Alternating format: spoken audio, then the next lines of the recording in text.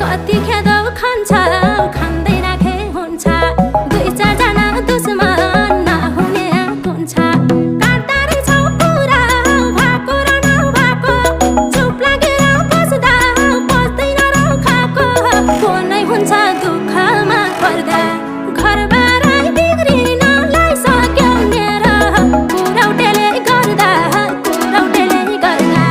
घरबार बिग्रिन लागिसक्यो मेरो कुरौटेले गर्दा